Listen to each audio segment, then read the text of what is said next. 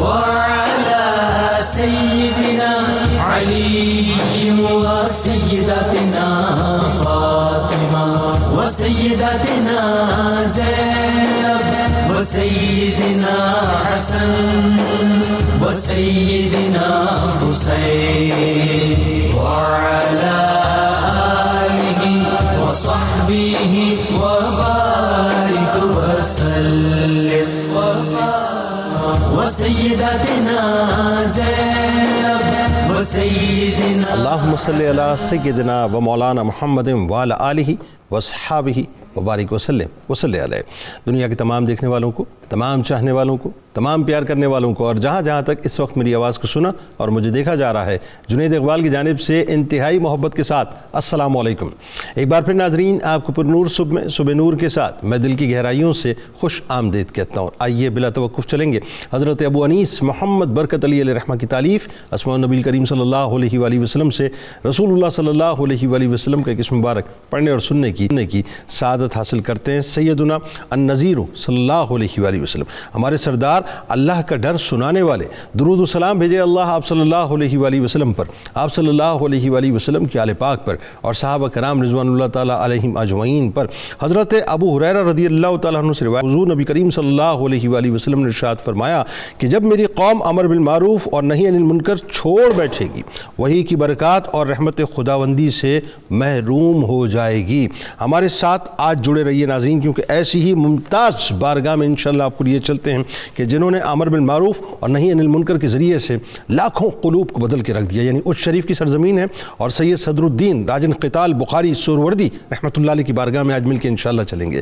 پہلے تو یہ بات سمجھ لیں ناظرین کہ بر صغیر پر اللہ تبارک و تعالیٰ کا یہ خاص انعام رہا کہ یہاں کفر کے اندھیروں کو اسلام کے نور سے بدلنے کے لیے اولیاء کرام کی آمد کا ایک حسین ترین تسلسل قائم رہا، جنہوں نے اپنی تعلیمات اور جہد مسلسل سے اس خطے کی سرزمین کو توحید کی وہ مصفہ پانی پلایا کہ یہاں کی زمین عشق الہی و عشق رسول صلی اللہ علیہ وآلہ وسلم کی کھیتیوں سے مکمل طور پر لہلہانے لگی۔ جن سلاسل نے ناظرین بر صغیر کی سرزمین کو تصوف کی مہکار سے مہکایا، ان میں سلسلہ سہروردیہ کا بھی ایک بہت عظیم ترین کردار ہے۔ لہٰذا آج تصوف کی دنیا کے حسین مہتاب، شریعت و طریقت کے آفتاب، متصرف با تصرفات، صاحب کشف و کرامات، غریق در بحر توحید و معرفت، خورشید ولایت، پیشوائے اہل کمال، آل سیدنا امام علی نقی علیہ السلام اور گلشن مولا کائنات مولا علی کرم اللہ وجہ الکریم کے مہکتے پھول، گھرانہ سادات کے چشم و چراغ، حضرت سید جلال الدین سرخ پوش بخاری علیہ رحمہ کے پیارے پوتے، حضرت مخدوم جہانیہ جہاں گشت رحمۃ اللہ علیہ کے چھوٹے بھائی اور سلسلہ عالیہ سہروردیہ کے خلیفہ اعظم حضرت سید صدر الدین راجو قتال رحمۃ اللہ علیہ بھی ناظرین اسی تسلسل کی ایک انتہائی باکمال ہستی ہیں، جن کی بارگاہ میں مل کر ہدیہ عقیدت پیش کریں گے کہ جنہوں نے اپنی سیرت و کردار اور اپنی خوشبودار تعلیمات کی مہکار سے اسلام کی روشنی یعنی ایک جہاں میں نہ صرف پھیلا دی، بلکہ یوں کہیے کہ اسلام کی نور سے ایک جہاں کو باقاعدہ منور کر دیا، جن کی تعلیمات کی مہک نے تعفن زدہ ماحول کی تعلیمات جو تھی اس زمانے میں ان کو رد کیا، اور وہ تعلیمات جو اللہ اور اس کے رسول صلی اللہ علیہ وآلہ وسلم کی اصل تعلیمات تھیں اس کو بنیادی طور پر اس معاشرے کے اندر انڈکٹ کر دیا۔ یعنی آپ سوچئے کہ صرف اللہ کے رنگ میں نہیں رنگا، بلکہ اللہ کا ہی کر کے رکھ دیا لوگوں کو کہ جو قلوب بت پرستی کی طرف مائل تھے وہ توحید پرستی کی طرف مائل ہو گئے، یعنی توحید پرستی کی ڈور سے بند گئے۔ جو ماتھے بتوں کے آگے جھکا کرتے تھے وہ پیشانیاں اللہ کے سامنے سجدریز ہونے لگیں۔ آپ رحمۃ اللہ علیہ کا شمار اپنے دور کے بہترین حفاظ میں، علماء میں اور مشائخ میں ہوتا تھا۔ آپ مادرزاد ولی تھے اور مقام قطبیت پر فائز تھے۔ آپ رحمۃ اللہ علیہ کی طبیعت انتہائی سادہ تھی، انتہائی سادہ سے لباس پہنا کرتے تھے، انتہائی سادی سی غذا کو پسند کیا کرتے تھے، اور آپ زیادہ تر وجدانی کیفیت کے اندر رہا کرتے تھے، مشاہدات ذات حق میں عموماً مشغول رہا کرتے تھے۔ آپ رحمۃ اللہ علیہ مشن مصطفیٰ صلی اللہ علیہ وآلہ وسلم پر بہت محنت کیا کرتے تھے، خلق خدا کی تربیت و اصلاح احوال اعمال اور ہندو اقوام کو اپنے خلق و کردار سے متاثر فرما کر دائرہ اسلام میں داخل کرنا آپ رحمۃ اللہ علیہ کا محبوب ترین مشغلہ تھا. یعنی غیر مسلموں کو دائرہ اسلام میں لانا آپ رحمۃ اللہ علیہ کا اصل مشن تھا. اور یہ بات تاریخ کے صفوں میں ناظرین آج بھی روشن ہے کہ تاریخ اوج کے مصنف لکھتے ہیں کہ آپ کی نگاہ فیض اثر سے کئی ہندو اقوام نے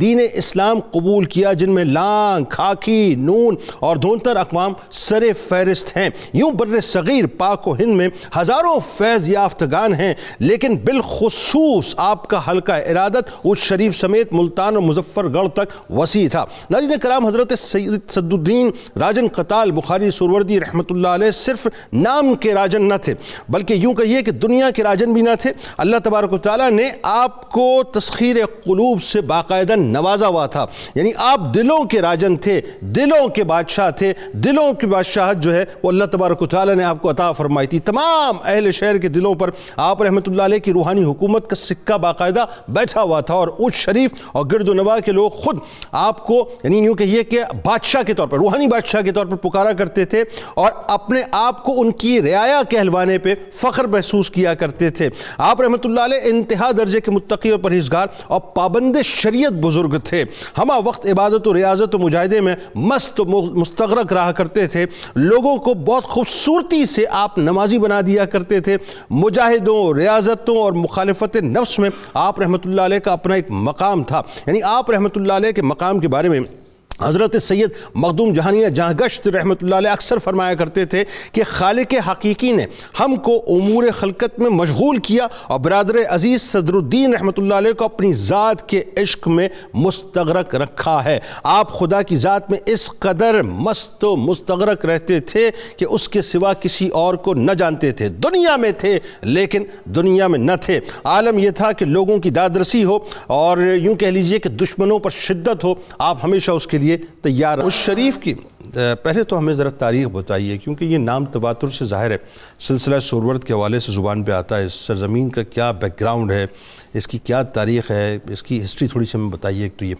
دوسرا، حضرت صدر الدین راجن قتال رحمۃ اللہ علیہ کی جو خاندانی عظمت ہے، ہم تو کیا بیان کریں گے صاحب، اس میں ذرا ہمارا بھی حصہ ڈلوائیے. آپ بیان کیجئے، ہم اپنا حصہ ڈالیں گے. اور بخاری سادات کا جو مقام و مرتبہ ہے، ظاہر ہے ان رفتوں میں بھی اپنا حصہ ڈالتے ہیں، اور خاص طور پہ جو آپ کے آباء و اجداد ہیں، ذرا ان کے بارے میں بتائیے. بسم اللہ الرحمن الرحیم. الحمدللہ رب العالمین والصلاة والسلام علی رسولہ الکریم. اللہم صلی علی سیدنا حبیبک الکریم وعلی آلہ واصحابہ وبارک وسلم.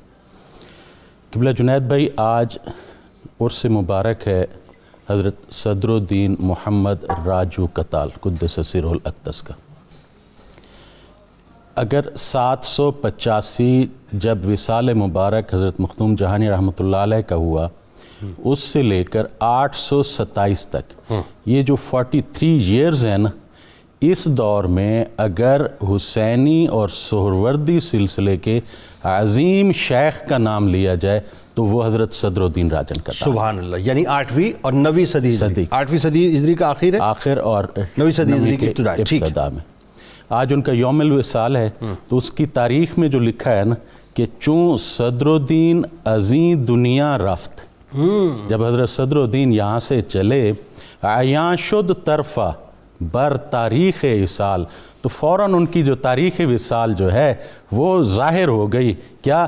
رسیدہ شاہ صدر الدین محبوب، کہ صدر الدین محبوب جو الہی ہیں وہ اللہ تبارک و تعالیٰ کو پہنچ چکے.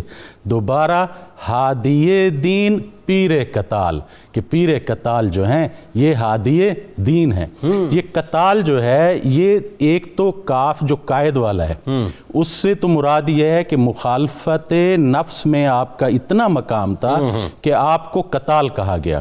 لیکن جو مناقب ولایت کی عبارت ہے اس میں یہ قتال کاف کشش والا ہے، جس کے معنی بزرگ کے ہیں. 17 واسطوں سے حسینی ہے، 10 واسطوں سے حضرت امام علی نکی سے آپ کا سلسلہ ملتا ہے، 1 واسطے سے حضرت جلال الدین سرخپوش بخاری. سبحان اللہ. اور جو آپ حضرت علی نکی کے بعد جو ان کے صاحبزادے تھے حضرت جعفر مرتضی اعظم، ان سے جو ولایت حسینیہ، جو وراثت حسینیہ جو اس خاندان میں آئی، اس کے اور 14 خانوادوں کے آپ خلیفہ تھے۔ ہاں سبحان اللہ۔ اور آپ کے جو دادا حضرت سید جلال الدین سرخ پوش بخاری، بھائی حضرت مخدوم جہانی رحمۃ اللہ علیہ، اور جو آپ کے والد تھے حضرت سید احمد کبیر، ان کا یہ مقام تھا کہ جب کوئی اگر امداد کے لیے آتا، جہیز کے لیے خاص طور پر بچیوں کے لیے کوئی آ کے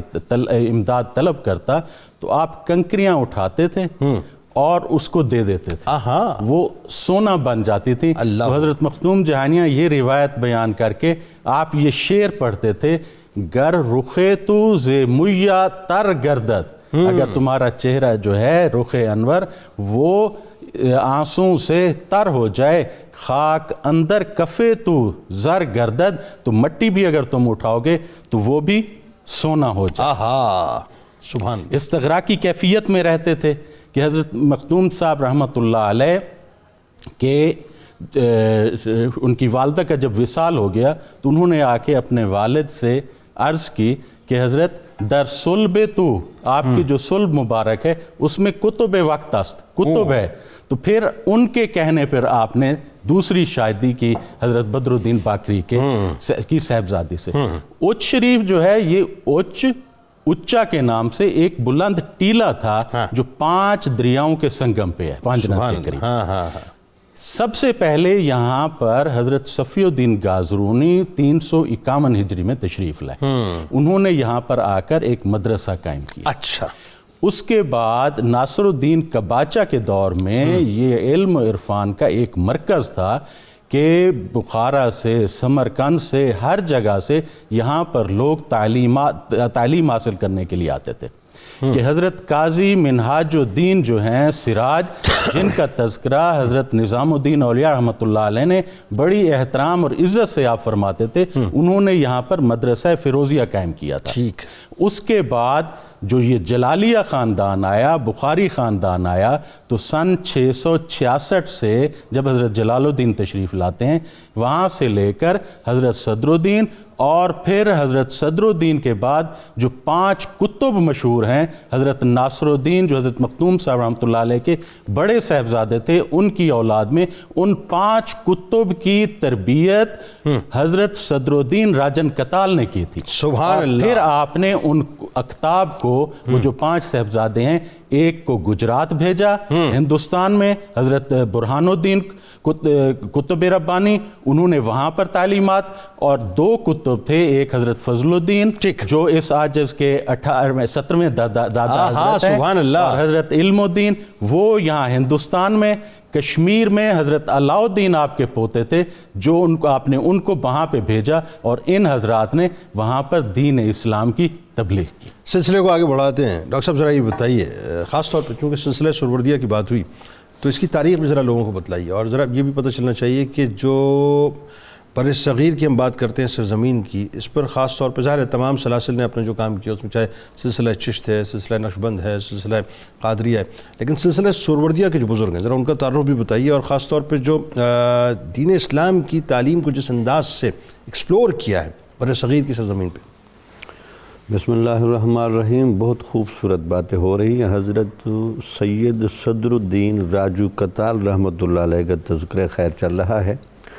سلسلہ سہروردیہ رحمۃ اللہ علیہ بنیادی طور پر ابو النجیب عبد القاہر سہروردی رحمۃ اللہ علیہ سے شروع ہوا، ٹھیک، جو حضرت شیخ شہاب الدین سہروردی رحمۃ اللہ علیہ کے چچا تھے، ٹھیک، اور یہ خلیفت ہے احمد غزالی، امام غزالی رحمۃ اللہ علیہ کے چھوٹے بھائی سے۔ اوکے، تو یہ وہاں سے فیض ہوا۔ جس طرح فقہ کے باب میں مختلف دبستان بنے، تو تصوف کے باب میں بھی مختلف دبستان بنے، جنہوں نے اپنی یہ اہلیت ثابت کی کہ حضور نبی اکرم صلی اللہ علیہ وسلم کا علمی اور روحانی فیض کے اٹھانے کے قابل بنے۔ تو یہ 4 نسبتیں بڑی مشہور ہیں۔ نسبت اویسیہ کی گدی پر بٹھائے گئے مشائخ قادریہ، ٹھیک ہے، نسبت عشق کی گدی پر بٹھائے گئے مشائخ چشتیہ، کیا کہنے، اور نسبت معرفت کی گدی پر بٹھائے گئے مشائخ نقشبند، کیا اور نسبت طہارت کی گدی پر بٹھائے گئے مشائخ سہروردیہ۔ بھائی سبحان اللہ، کیا اچھی بات۔ تو یہ جو مشائخ سہروردیہ کے ہاں جو طہارت کا پہلو تھا یہ ان مشائخ میں بہت زیادہ تھا۔ ٹھیک۔ تو اسی وجہ سے ان مشائخ کے ہاں جو ایک عمومی تعلیم ملتی ہے وہ وضو پر استقامت، کہ اگر کوئی بندہ وضو پر استقامت اختیار کر لے تو یہاں سے جو اس کی باطنی روحانیت اور ظاہری روحانیت کٹھی ہو کر ڈیولپ ہوتی ہے نا، تو یہ طہارت والا بندہ اللہ تعالیٰ کے محبوب بننے کی حد تک چلا جاتا ہے۔ بھائی سبحان اللہ، جیسے کہ قرآن مجید میں ارشاد ہے ان اللہ یحب التوابین ویحب المتطہرین۔ صحیح تواب سے، صحیح متطہر سے اللہ تعالیٰ محبت فرماتا ہے۔ اچھا، سلسلہ سہروردیہ کا جو بڑا امتیاز ہے اس میں توازن بڑا ہے جی، یعنی علم، عمل، روحانیت، ظاہر و باطن۔ ٹھیک۔ یہ جہاں علم پڑھاتے تھے وہاں بڑے بڑے تاجر بھی بناتے تھے، بڑے بڑے حکماء بھی بناتے تھے، تاکہ وہ جو علم دین پڑھنے والا بندہ وہ دین کے نام پر نہ کمائے بلکہ اس کے لیے الگ باقاعدہ سورس موجود ہو۔ اور پھر ہندوستان کی حدود میں خواجہ حمید الدین ناگوری رحمۃ اللہ علیہ، سبحان اللہ، جن کی خواجہ قطب الدین کے ساتھ بڑی گہری دوستی تھی، تو وہاں تک ان کے ساتھ بھی رہے، پہنچے، وہ ان کے ساتھ بھی رہے، اور وہاں ان کا ایک اپنا رنگ بھی تھا، اور ان کی باقاعدہ خط و کتابت بھی رہتی تھی۔ تو اس سے اندازہ لگے کہ یہ برے صغیر کی حدود میں پھر بنگال میں جلال الدین تبریزی رحمۃ اللہ علیہ کا دبدبہ تھا، اور بنگال میں سلسلہ پھیلا۔ پھر جیسے آپ سن رہے تھے کہ اٹھ شریف کے خلفاء سے پھر پورے اس برے صغیر میں سلسلہ سہروردیہ کو وہ عروج ملا۔ اب چونکہ آپ اور میں لاہور میں بیٹھے ہیں، لاہور میں بھی سلسلہ سہروردیہ نے بڑا راج کیا ہے۔ حضرت موج دریا رحمۃ اللہ علیہ، اس کے علاوہ موج دریا بخاری رحمۃ اللہ، وہاں وہ سہروردی سلسلے کے ہیں۔ اس کے علاوہ شاہ جمال رحمۃ اللہ علیہ، یہ سلسلہ سہروردیہ، شاہ کمال رحمۃ اللہ علیہ، کیا کہنے، یہ سہروردیہ ہے۔ اس کا مطلب برے صغیر کی ساری حدود میں چپے چپے میں سلسلہ سہروردیہ نے اپنا روحانی راج کیا، اور تبلیغ و اشاعت کی وہ صورتیں سامنے لیں، بڑے بڑے بادشاہ انہوں نے متاثر کر کے دکھائے۔ مجھے کہنے دیجئے، جس طرح حضرت شیخ شہاب الدین سہروردی رحمۃ اللہ علیہ کی کتاب عوارف المعارف، تصوف کی دنیا کی جو ہے انسائکلوپیڈیا ہے، ڈاکٹر جامی صاحب جو ہیں وہ سہروردیہ سلسلے کے انسائکلوپیڈیا ہیں، اس میں کوئی دوسری رائے نہیں ہے، ماشاءاللہ کیا خوبصورت گفتگو ہے۔ اچھا، سلسلے کو ذرا آگے بڑھائیے، اللہ صاحب یہ بتائیے، حضرت شیخ صدر الدین راجن قتال رحمۃ اللہ علیہ کی جو ابتدائی تعلیم و تربیت ہے اس کے بارے میں بتائیے۔ اور ظاہر ایک بہت بڑی ذمہ داری یہ آ جاتی ہے کہ جب آپ کا نسب پاک اتنا عظیم، ظاہر امام علی نقی علیہ السلام کی آل، تو اور پھر بخاری سادات کے اوپر ویسے ہی بڑی اس طرح سے ذمہ داری کہ رسول کریم صلی اللہ علیہ وآلہ وسلم کے مشن کو گھر والے آگے نہیں بڑھائیں گے تو کون آگے بڑھائے گا۔ تو بیت و خلافت کا سلسلہ کیا رہا، پھر کچھ ایک آدھ لقب کے بارے میں جو ہے وہ اپنا ڈاکٹر صاحب نے فرمایا، میں چاہتا ہوں ذرا ان کے القابات کے بارے میں بھی لوگوں کو بتائیے، خاص طور پہ جو راجو آپ کو کہا جاتا ہے وہ کیوں کہا جاتا ہے، یہ بتائیے گا۔ بسم اللہ الرحمن الرحیم۔ آپ کی صبح نور کی نورانی محفل میں روزانہ کسی نہ کسی کامیاب شخص کا ذکر ہوتا ہے جو دنیا میں بھی کامیاب ٹھہرے اور آخرت میں بھی کامیاب۔ اصل کامیاب یہی لوگ ہیں، لیکن اس کے اندر ایک نقطہ عموماً ہر شخصیت کے شروع میں بیان ہوتا ہے، وہ ان کی تربیت کا، اور اس کے اندر جو خاص طور پہ ناظرین کو توجہ کرنی چاہیے، ہر ایک میں کامن چیز جو نظر آئے گی، ان کی تربیت یا والد نے کی ہوگی یا والدہ نے کی کیا اچھی بات آپ کر رہے ہیں، واہ۔ یہ آج ہم اپنی اولاد کو سمجھتے ہیں کہ ٹیچرز ہی ان کی تربیت کریں گے، اسکول یونیورسٹی ہی ان کی تربیت کرے گی۔ جامع ترمذی کی ایک روایت میں یہاں کوٹ کرنا چاہتا ہوں، حضور جان رحمت صلی اللہ علیہ وآلہ وسلم نے فرمایا کہ باپ کی جانب سے اپنی اولاد کے لیے سب سے بڑا تحفہ یہ ہے کہ وہ ان کی اچھی تربیت کر کے جائے۔ بہت اچھی بات ہے، بہت اچھی۔ اگر وہ چاہتا ہے کہ میری اولاد میرے لیے صدقہ جاریہ بنے تو والد کو آنکھیں کھول کے رکھنی چاہیے۔ والد کو صرف یہ نہیں کہ نوٹیں کما کے اپنے بچوں کی جھولی میں ڈالتا جائے، ان کو لگژری اصلی زندگی گزارنے کی آسائشیں دیتا جائے اور سمجھے کہ میں نے اپنی اولاد کا حق ادا کر دیا. نہ میاں، ان کے ذہن میں حسن اخلاق کی اہمیت، ان کے دل میں عشق رسول کی شمع، ان کے اعمال کے اندر اچھائی، تہجد گزاری، تلاوت قرآن، ادب، تہذیب، یہ سب کچھ اگر کسی نے بیج بونا ہے تو وہ والد ہے. جیسے ہم کہتے ہیں کہ والدہ پہلی تربیت گاہ ہے، تو والد پہلا استاد ہوتا ہے، پہلا مرشد ہوتا ہے، پہلا مرشد ہوتا ہے. اس کی نگاہ تربیت کرتی ہے، اس کی گفتگو تربیت کرتی ہے، اس کے بیٹھنے کا انداز تربیت کرتا ہے، اور سب سے بڑی بات اس کا کمایا ہوا رزق حلال تربیت کرتا ہے. اچھی بات. تو یہ والد کی ذمہ داری ہے. تو آج جس ہستی کا ہم ذکر کر رہے ہیں یہ وہی ہستی ہیں جن کی تربیت کرنے والے پہلے استاد ان کے والد گرامی قدر حضرت سید احمد کبیر ہیں. انہوں نے آپ کی تربیت فرمائی، آپ کو تمام علوم سکھائے، آپ کو قرآن کا قاری بنایا، آپ کو جو ہے عبادت کا شوق گھٹی میں والد صاحب نے عطا فرمایا. اور پھر والد گرامی قدر کے وصال فرمانے کے بعد آپ کی تربیت جو ہے حضرت مخدوم جہانیہ جہاں گشت کے ذمے آئی. اور حضرت مخدوم جہانیہ جہاں گشت کتنے خوبصورت پہلو سے تربیت کیا کرتے تھے. آپ فرمایا کرتے تھے یاد رکھنا جو بندہ شریعت سے کنارہ کشی کرتا ہے وہ کبھی ولی نہیں ہو سکتا.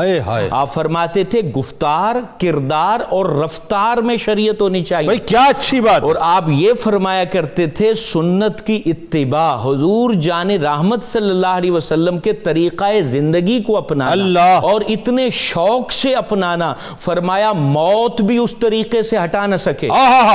یعنی فرمایا کرتے تھے جب موت کا وقت بھی آئے تو اس وقت تمہارے دل میں سنت کی اہمیت رہے، تمہارے دل کے اندر حضور جان رحمت کے طریقہ زندگی کو اپنانے کا شوق اس وقت بھی رہے. کیونکہ وہ شوق ہوتا ہے تو پھر شوق وہ دیدار میں بدلتا ہے. جب دیدار ہوتا ہے تو موت کی تلخی جو ہے وہ لذت میں بدل جاتی ہے. یعنی جس نے پوری زندگی حضور کے طریقے کو شوق سے اپنایا ہو تو پھر موت کے وقت حضور خود اپنا جلوہ اسے دکھاتے ہیں. بلکہ ملک الموت سے پہلے حضور جان رحمت کا چہرہ والضحیٰ سامنے آتا ہے، اور ادھر سے دیدار ہوتا رہتا ہے، ادھر سے روح نکلتی رہتی ہے. اور پھر آپ حضرت مخدوم جہانیہ نے جو تربیت فرمائی تھی وہ آپ تربیت 3 ضابطوں سے کیا کرتے تھے. وہ کیا؟ شریعت، طریقت اور حقیقت. ٹھیک ہے. آپ فرماتے تھے شریعت کی بنیاد پر میں اس لیے تربیت کرتا ہوں کہ یہ نفس کی اصلاح کرتا ہے. درست. اور طریقت کو اس لیے پڑھاتا ہوں اور سمجھاتا ہوں کہ یہ انسان کو روحانی منزل طے کرواتی ہے. اور حقیقت اس لیے اس کو پڑھاتا ہوں کہ فرد کی اعلیٰ ترین روحانی جوہر جو ہے اس کی تہذیب حقیقت کرتی ہے. اور آپ نے پھر تربیت پانے کے بعد کیا کمال پایا. 14ویں اور 15ویں صدی میں مخلوق میں عوام ہو، بادشاہ ہو، ان کے دلوں پر راج کرنے والی ہستی کا نام صدر الدین راجن قتال ہے کہ بادشاہ سلطان شاہ فیروز تغلق آپ کو دیکھ کے ہاتھ باندھ کے کھڑا ہو جائے. اچھا ذرا مختصراً یہ بتا دیجئے بیعت و خلافت آپ کی کہاں سے ہوئی؟ اور آپ کی بیعت بھی اپنے والد گرامی قدر سے سید احمد کبیر سے، خلافت بھی ان سے ملی، اور پھر مخدوم جہانیہ جہاں گشت جو آپ کے بڑے بھائی ہیں ان سے بھی آپ نے تربیت پائی، اور انہوں نے آپ کو اپنا خلیفہ بنایا. اور آپ کو راجن اس لیے کہتے تھے آپ کے سامنے دنیا جو ہے وہ ماتحت ہو کر کھڑے ہو جایا کرتی تھی. فیروز شاہ تغلق خود کہا کرتا تھا کہ صدر الدین راجن آ رہا ہے، ذرا تہذیب سے بات کرنا، ناراض نہ ہو جائیں. تو اس لیے راجن تھے، زمانے کے دلوں کے بادشاہ تھے. سلسلہ سہروردیہ کے خلیفہ اعظم رسول کریم صلی اللہ علیہ وآلہ وسلم کے بہت ہی پیارے، انتہائی راج دلارے، حضرت امام علی نقی علیہ السلام کے مشن کو آگے بڑھانے والے، بلکہ یوں کہیے کہ پر صغیر پاک و ہند کو بخاری سادات کی مہک سے مہکانے والے حضرت سید صدر الدین راجو قتال رحمۃ اللہ علیہ کی ہستی، کمال ہستی ہے جن پہ آج ہم گفتگو کر رہے ہیں. اور آئیے ذرا سلسلے کو وہیں سے جوڑ لیتے ہیں اور ڈاکٹر صاحب سے ذرا یہ پوچھتے ہیں کہ ڈاکٹر صاحب یہ جو آپ کے بارے میں خاص طور پہ جب ہم پڑھتے ہیں تو ایک بات بہت نکل کے اور نکھر کے سامنے آتی ہے کہ حضرت شیخ صدر الدین راجو قتال رحمۃ اللہ علیہ استغراقی کیفیات میں رہا کرتے تھے. اچھا یہ جو استغراقی کیفیات ہیں یہ کیا ہیں، ذرا تھوڑا سا اس کو تھوڑا آپ ڈیفائن کیجئے. دوسرا آپ کے زہد و تقوی کے بارے میں بتائیے، آپ کی عبادات کے بارے میں بتائیے، اور پھر ایک جو کنسپٹ ہے دنیا سے دوری کا وہ قرآن اور حدیث کی روشنی میں ذرا بتائیے کہ وہ کیا ہے، یعنی دنیا میں ہے اور دنیا میں نہیں ہے، بتائیے۔ بسم اللہ الرحمن الرحیم۔ جنید بھائی، آپ کے سوال سے پہلے میں 2 جملوں میں ایک بات عرض کرنا چاہوں گا کہ یہ 7ویں 8ویں 9ویں ہجری جو ہے نا، یہ بخاریوں کی سہروردیوں کے عروج کا زمانہ تھا۔ واہ سر، عروج تو بخاریوں کا ہمیشہ ہی ہے اور ہمیشہ رہے گا۔ یہ وہ دور تھا کہ جس میں فیروز تغلق جب حضرت مخدوم صاحب رحمۃ اللہ علیہ کی سواری رخصت جاتی تھی نا، تو اس کی دھول جب تک نظر آتی تھی فیروز تغلق کو، وہ کھڑا رہتا تھا۔ اللہ اکبر، یعنی اتنی تعظیم، اتنی تعظیم۔ اور حضرت صدر الدین راجن کتال کو تو آپ فیروز تغلق سے کہتے تھے کہ کاکا فیروز چنگا ہیں، یعنی اس طرح آپ بات فرماتے تھے۔ ٹھیک ہے۔ اس کے بعد خضر خان تک یہ سب جو ہیں یہ آپ کے معتقد رہے۔ ملتان میں حضرت موج دریا کو اکبر بادشاہ التجا کر کے لے آیا تھا کہ آپ دعا کریں، قلعہ مجھ سے فتح نہیں ہو رہا۔ اب جو آپ کی استغراقی کیفیت ہے، اس میں حضرت مختوم صاحب رحمۃ اللہ علیہ کے وہ جملہ مبارکہ جو ہے کہ جو آپ نے انٹرو میں بھی فرمایا کہ بر زبان مبارک بھی راند، یعنی اکثر حضرت مختوم جہانیہ یہ فرمایا کرتے تھے کہ حق تعالی مارا بخلق مشغول داشت، ہم کو تو اس نے مخلوق کے ساتھ مشغول رکھا ہے، مگر وہ شیخ راجو را باخود، اور شیخ راجو کو اپنے ساتھ اس نے مشغول رکھا ہے۔ یہ استغراق کی کیفیت میں ایک واقعہ ہے جو میں عرض کرنا چاہوں، جو مناقب الولایت میں درج ہے کہ آپ ایک بادشاہ نے ایک گلستان بنایا تھا، باغ بنایا تھا دریا کے کنارے۔ آپ وہاں تشریف لے گئے اور مراقبے اور مکاشمے میں آپ مشغول ہوئے۔ ٹھیک ہے۔ رنگت مبارک آپ کی بہت سرخ تھی، بہت حسین و جمیل تھی۔ اللہ، اور اس وقت جب مراقب تھے نا آپ، تو وہ راوی کہتا ہے کہ کیفیت یوں تھی جیسے گلے نو شگفتہ کی طرح ایک خوشبودار گلدستہ نظر آیا، یعنی یوں کہیے کہ اپنے دادا حضور کی جو عکس جمیل تھے، اور وہ یوں کیفیت تھی، انوار و تجلیات اتنی آپ پر وارد ہو رہی تھیں کہ پرندے جو تھے، بلبل جو تھیں، وہ آپ کے گرد پھر رہی تھی، طواف کر رہی تھی، اور آہو نالا کر رہی تھی۔ تو وہ جو آواز آپ تک پہنچی تو آپ نے ان پرندوں کی طرف آپ نے جب دیکھا تو آپ پر بھی ایک مستی کی کیفیت طاری ہو گئی، اور یہ کیفیت وہ کہتے ہیں 3 دن رات آپ پر رہی، کہ پھر اس کے بعد اس دریا کے کنارے پر آپ اس مستی کی کیفیت میں ذکر جہر، ذکر خفی کرتے رہے، اور وہ پرندے آپ کے گرد بھی ذکر کرتے رہے اور اسی طرح رہے کہ لوگوں نے وہاں پر آ کے خود مشاہدہ کیا، اور ایک شخص نے جو بادشاہ کا خاص مصاحب میں تھا، اس نے جا کر اس وقت جو شیخ محمود بن فیروز تغلق تھا اس کو جا کر بتایا کہ بادشاہ حقیقی تو اب پیدا ہوا ہے، کہ پرندے بھی جو ہے نا ان کے گرد منڈلا رہے ہیں اور وہ ذکر شریف میں مشغول ہیں۔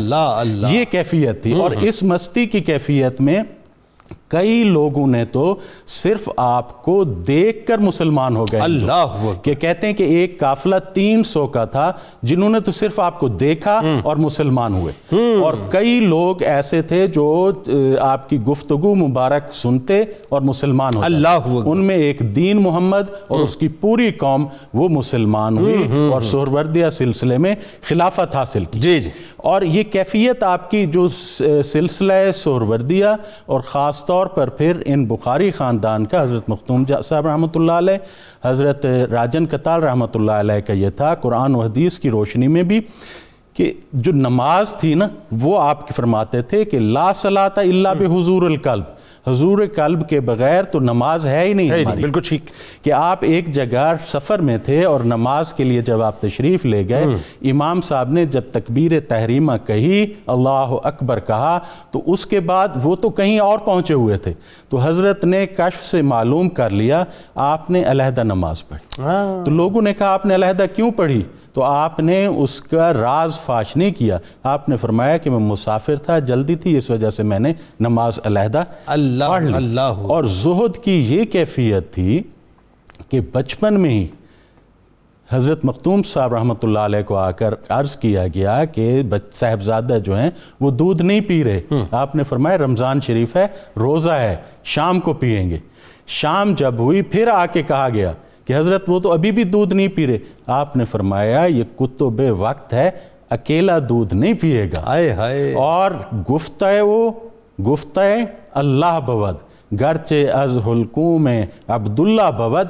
یہ کیفیت تھی آپ کی کہ آپ بات فرماتے تھے کن فیکون کی طرح. اللہ تبارک و تعالیٰ کی جو شان جلالت ہے نا, تو وہ بات فوراً پوری ہو جاتی تھی. اللہ اکبر. اور اس میں میں جو عرض کروں, جو سہروردیوں کا جو سلسلہ یہ تصوف کا ہے, وہ قرآن مجید کی اس آیت مبارکہ ان اکرمکم عند اللہ اتقاکم, اس پر بنیاد تھی. اور جو تقوی ہے وہ اس کی آپ نے ایک ترتیب دی.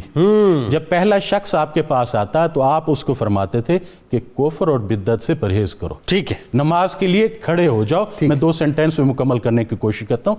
تو آپ نماز میں کھڑے ہو جاؤ. یہ تھی تقوی کی پہلی سٹیج شریعت کی. پھر اگر وہ کہتا ہے مجھے آگے چلنا ہے تو آپ فرماتے علم شریعت حاصل کرو. پھر حاصل کر کے عالم بن جاؤ. پھر اس پر عمل کرو. جب وہ عمل کر لیتا پھر آپ کہتے اب طریقت میں قدم رکھو. اور طریقت یہ تھی کہ تقوی اس میں یہ تھا کہ مباحات سے پرہیز کرنا ہے. پھر جو اگلی سٹیج تقوی کی تھی وہ یہ تھی کہ اللہ کے ما سوا سے پرہیز کرو. اور آخری سینٹنس میں آپ کو یاد کروں کہ آپ فرماتے تھے جو حضور علیہ السلام سے کے فرمان سے ہٹ کر ہے وہ شریعت نہیں. ٹھیک, بالکل صحیح. جو آپ کے فعل مبارک سے ہٹ کے ہے وہ طریقت نہیں. جو آپ کے حال مبارک سے حضور کے ہٹ کے ہے وہ حقیقت نہیں. ڈاکٹر صاحب, سلاطین دہلی میں خاص طور پہ تھوڑا سا حوالہ ظاہر ہے, مطلب ڈاکٹر صاحب نے فرمایا, لیکن میں چاہتا ہوں اس پہ ذرا سا آپ گفتگو کیجئے کہ بخاری سادات کا جو اثر و رسوخ تھا خاص طور پہ بہت ڈومینیٹ کرتے تھے آپ, اور ظاہر ہے اس کے پیچھے مقصد صرف اور صرف دین اسلام. تو اصلاح کا جو طریقہ کار تھا خاص طور پہ حضرت سرد الدین راجو کتال رحمۃ اللہ علیہ کا, وہ کیا تھا یہ بتائیے. شیخ سارنگ کا جو واقعہ نصیحتوں کا وہ ذرا بتائیے. اور جو ایک عام مسلمان آتا تھا تو اس کی کس طرح سے آپ تربیت فرماتے تھے؟ بسم اللہ الرحمن. کچھ باتیں ہمارے قبلہ شاہ صاحب نے بیان کر دی ہیں. تصوف بنیادی طور پر جس گہرے ڈھب کا نام ہے, تو اب تو لگتا ہے کہ ہمارے سلاطین یا حکمران اس لیول کے نہیں تھے. اس زمانے میں سلاطین اور حکمران باقاعدہ اولیاء کو تلاش کرتے تھے. ٹھیک. ان سے ملاقات کرتے تھے اور ان سے باقاعدہ ہدایات لیتے تھے. اب یہ اس زمانے کے یہ جو سادات بخاری کا یہ خاندان تھا, یہ علم سے, معرفت سے اور تدبر سے اتنے بھرے ہوئے تھے, یہ باقاعدہ ان کو طریقہ حکمرانی بھی سکھاتے تھے, باقاعدہ عوام کے تمام حقوق سکھاتے تھے. حتیٰ کہ روایتیں بیان کی جاتی ہیں کہ جب یہ لوگ اپنے آستانوں سے نکلتے تھے تو لوگ جوگ در جوگ دونوں طرف سے لائنیں بنا کے پرچیاں ان کو دیتے تھے, اور یہ ساری پرچیاں سمیٹ کے اس بادشاہ کے سامنے رکھتے تھے. اس کو غریبوں کے مسائل بتاتے تھے, محروموں کے مسائل بتاتے تھے, ویلفیئر کے کام کراتے تھے, اور ان بادشاہوں کو وہ ہدایات کرتے تھے کہ عوام کو خوش کرنے سے, ان کا لحاظ کرنے سے تمہاری حکمرانی کیسے زیادہ طویل عرصہ چلے گی اور اللہ کی رضا جوئی تمہیں کیسے حاصل ہوگی. یعنی حکمرانوں اور رعایا کے درمیان ایک کنیکٹیویٹی تھے بنیادی کنیکٹیویٹی. بالکل ٹھیک. حتیٰ کہ حیران ہوں کہ جب سقوط بغداد کے معاملات بھی چل رہے تھے تو وہاں شیخ شہاب الدین سہروردی رحمۃ اللہ بڑا بنیادی کردار ادا کیا تھا. یہ سلسلہ سہروردی کا ہمیشہ امتیاز رہا ہے کہ یہ جو مشائخ ہیں یہ ہمیشہ بادشاہوں کے قریب رہتے ہیں, اور قریب رہنے کا ایک ہی مقصد عوام کے مسائل کو حل کرانا اور بادشاہ کی تربیت کرنا.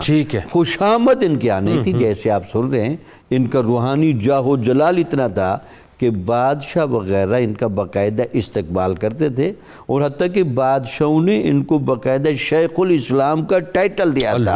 اور شیخ الاسلام کا بنیادی طور پر مطلب یہی ہوتا ہے کہ اس وقت جو اسلام کا چہرہ چل رہا ہے اس میں یہ سب سے بزرگ ترین آدمی ہے, لہٰذا اس کو دیکھ بھی لو, اس کے نقش قدم پر چلو, اور اس کی دین کی گئی تشریح کو ذرا حجت سمجھو. بہرحال یہ ساری باتیں وہ وہاں کرتے تھے. تو پھر آپ نے دیکھا کہ محمد تغلق بادشاہ بھی بڑا متاثر تھا, اور فیروز الدین بھی متاثر تھا. اس میں کتنی بڑی حیرانگی ہوگی کہ اکبر جیسا بادشاہ جو بعد میں کسی اور طرف بھی چلا گیا تھا, وہ بھی ان مشائخ اکبر ظاہر بنیاد اس نے رکھی ہے دیا جا, وہ موج دریا صاحب جیسے بزرگ, تو لہٰذا ان کا اثر دلی میں بھی رہا, ملتان میں بھی رہا, لاہور میں بھی رہا. تو یہ وہ سارے مرکزی مقامات تھے. دوسرا یہ تھا کہ ان کے ہاں جو میں نے شروع میں اشارہ کیا, ایزی ماحول یہ بڑا دیتے ہیں. ٹھیک ہے, یہ سادہ بھی کافی ہوتے ہیں, نرمی بھی بڑی ہوتی ہے, مرید کو بڑے آسانی سے قریب کرتے ہیں. مشائخ تو باقی بھی اپنے اپنے حساب سے ٹھیک ہوتے ہیں, لیکن ان کے ہاں ہر بندہ رسائی حاصل کر سکتا ہے, ہر بندے کو ملتے ہیں, علم کی بڑی ترغیب دیتے ہیں. پھر لوگوں کے سامنے بیٹھ کر عبادت کرنا, یہ اس سلسلے کا بڑا امتیاز رہا ہے, تاکہ لوگ اس ولی کی باڈی لینگویج کو بھی چیک کریں کہ کس انداز سے عبادت کی جاتی ہے اور کس انداز سے تقوی کو اختیار کیا جاتا ہے. یہ جو بنیادی طور پر زہد اور تقوی کی بات ہو رہی تھی, میں تقوی کے بارے میں صرف ایک حدیث, یہ قرآن کی آیت بیان کر دوں, وَمَن يَتَّقِ اللَّهَ يَجْعَل لَّهُ مَخْرَجًا وَيَرْزُقْهُ مِنْ حَيْثُ لَا يَحْتَسِبُ. یہ جو بنیادی طور پر متقی آدمی ہے, اس کو اللہ تعالیٰ وہ چابی دے دیتا ہے مستجاب الدعوات کی کہ ہر مشکل کا حل اس کے پاس ہوتا ہے, اور اس کے علاوہ غیب سے بھی یہ رزق لے کر آتا ہے. تو یہ مشائخ اپنی خانقاہوں میں بیٹھ کر غریب پروری بھی بڑی کرتے تھے, اور اس کے علاوہ اصلاح و تربیت کا کام بھی بہت اعلیٰ بنیاد پر کرتے تھے. اب وہ جو سارنگ صاحب کا واقعہ کہہ رہے تھے, اس کی تربیت کیسے کی, وہ اپنے علاقے کے چونکہ امیر آدمی تھے اور ایک معتبر تھے, انہوں نے کہا جناب آپ کے بارے میں یہ دیکھا گیا کہ آپ کے تو انگ انگ میں ہی برکت ہے, آپ اپنا لقمہ مجھے دے دیں. تو آپ نے کہا یار میرا لقمہ کھانے کے تو اہل بنے گا تو میں دوں گا. اس نے کہا جی میں اس کا کیسے, تو آپ نے کہا سخاوت کے طور پر تو ٹھیک ہے, لیکن تیرا اشارہ میرا لقمہ کھانے کا ہے کہ مجھے روحانیت ملے, تو روحانیت نہیں مل سکتی جب تک تو پکا نمازوں کا پابند نہ ہو, اشراق کا پابند نہ ہو, چاش اور تہجد کا پابند نہ ہو. ان تمام چیزوں کا پابند کرنے کے بعد آپ نے کہا میں اسے لقمہ ہی نہیں دوں گا, میں اپنے ساتھ بٹھا کے کھانا بھی کھلاؤں گا. بہت شکریہ آپ تینوں آپ کا, آپ تشریف لائے. آئیے آپ کو لیے چلتے ہیں کتاب الشفا کی جانب, اور ہر مصیبت اور بیماری سے حفاظت کا آپ کو عمل بتلاتے ہیں. فرمان مصطفیٰ صلی اللہ علیہ وآلہ وسلم کی جب رات کو سونے لگو تو سورہ فاتحہ اور سورہ اخلاص پڑھ کر دم کر لیا کرو, سوائے موت کے ہر قسم کی بلا سے محفوظ رہو گے. حضرت ابوبکر صدیق رضی اللہ تعالیٰ عنہ کا کمال قول مبارک ہے کہ صدقہ فقیر کے سامنے عاجزی سے با ادب پیش کرو, کیونکہ خوش دلی سے صدقہ دینا قبولیت کا نشان ہے.